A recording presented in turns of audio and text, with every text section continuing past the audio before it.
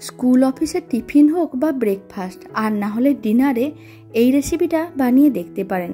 খেতে ভীষণ ভালো হয় আর বেশ হেলদিও। রেসিপিটা শেষ পর্যন্ত দেখার জন্য আপনাদের কাছে অনুরোধ রইল। আশা করি আপনাদের খুবই ভালো লাগবে আর খুব সহজে বাড়িতে বানিয়ে নিতে পারবেন। নমস্কার, আমি রুমি। আপনাদের সবাইকে আবারও একটা দারুণ স্বাদের রেসিপিতে স্বাগত।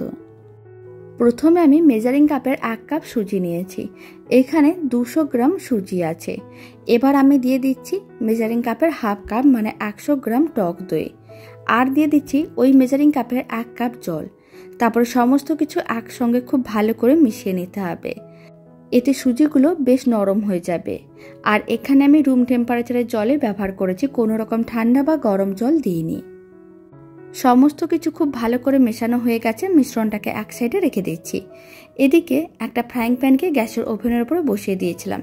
ছোট চামচের 1 চামচ সর্ষের তেল দিয়ে দিলাম, আর দিয়ে দিলাম অল্প একটু গোটা সর্ষে, আর আমি দিয়ে দিচ্ছি অল্প একটু গোটা জিরে। এবার দিয়ে দিচ্ছি অল্প একটু কারি পাতা। এতে স্বাদ ও গন্ধ খুবই ভালো আসবে। এখন কয়েকটা সবজি দিয়ে দেবো। আপনারা আপনাদের পছন্দ মতন যে কোনো সবজি দিতে পারেন। প্রথমে দিয়ে দিলাম বাঁধাকপি, তারপরে দিয়ে দিলাম বিনস, আর আমি দিয়ে দিচ্ছি একটা কেটে রাখা টমেটো, অল্প একটু কুচনো গাজর। সমস্ত সবজিগুলোকে একসঙ্গে ভালো করে মিশিয়ে নিতে হবে।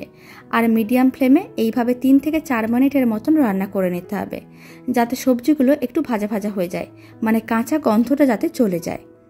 3 মিনিটের মতন মিডিয়াম ফ্লেমে রান্না করে নিয়েছিলাম। সবজিগুলো একটু ভাজা ভাজা হয়ে গেছে আর কাঁচা গন্ধটাও চলে গেছে। এখন ফ্লেমটা অফ করে দিতে হবে। আর যে দই ও সুজি দিয়ে মিশ্রণটা রেডি করে নিয়েছিলাম তার মধ্যে সমস্ত ভেজে রাখা সবজিগুলো দিয়ে দিতে হবে। এবার আমি দিয়ে দিচ্ছি স্বাদ অনুযায়ী লবণ। এখানে আমি 1/2 চামচের মতন লবণ দিয়ে দিলাম।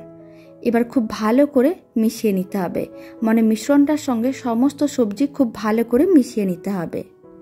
সমস্ত সবজিগুলো খুব ভালো করে মেশানো হয়ে গেছে। এখন আমি দিয়ে দিলাম ছোট চামচের 1/2 চামচের মতন বেকিং পাউডার। এখানে আমি বেকিং পাউডার নিয়েছি। আপনারা চাইলে বেকিং সোডাও নিতে পারেন, আর না হলে ইনোও নিতে পারেন। খুব ভালো করে বেকিং পাউডারটাও মিশিয়ে নিলাম। মিশ্রণটা একেবারেই রেডি। ওই ফ্রাইং প্যানের মধ্যে আবারও অল্প একটু সর্ষের তেল দিয়ে দিলাম। সর্ষের তেলটা খুব ভালো করে ছড়িয়ে নিতে হবে। তারপর যে মিশ্রণটা রেডি করে নিয়েছি সেই মিশ্রণটা ফ্রাইং প্যানের মধ্যে দিয়ে দিতে হবে, আর ফ্লেমটা লোতে রেখে খুব ভালো করে ছড়িয়ে দিলাম। যখন মিশ্রণটা খুব ভালো করে ছড়ানো হয়ে যাবে তখন ঢাকনাটা বন্ধ করে দিতে হবে, মানে ফ্রাইং প্যানের ঢাকনাটা বন্ধ করে দিতে হবে। লো ফ্লেমে 7 থেকে 8 মিনিট রান্না করে নিতে হবে, তাহলে খুব সুন্দরভাবে রান্নাটা হয়ে যাবে। 7 মিনিট লো ফ্লেমে রান্না করে নিয়েছিলাম। আপনারা দেখুন মিশ্রণটা আগের থেকে একটু ফুলে উঠেছে, তার মানে খুব সুন্দরভাবে রেডি হয়ে গেছে। আর ওপরটাও বেশ শুকনো ভাব চলে এসেছে। সাইডগুলো একটু আলাদা করে দেখে নিতে হবে। তারপর একটা ছুরি নিতে হবে, আর এইভাবে একটু 4 ভাগে ভাগ করে নিচ্ছি। আর আপনারা এই রেসিপিটার সঙ্গে অল্প একটু নারকেলের চাটনি না হলে বাদামের চাটনি দিয়ে খেয়ে দেখতে পারেন, খেতে বেশ ভালো হয়। এবার একটা প্লেটের মধ্যে সার্ভ করে নিতে হবে। সুজি দিয়ে বানানো দারুণ স্বাদের নরম তুলতুলে স্পঞ্জি এই টিফিন রেসিপিটা বাড়িতে বানালে কমেন্ট বক্সে জানাতে একেবারেই ভুলবেন না খেয়ে কেমন লাগলো।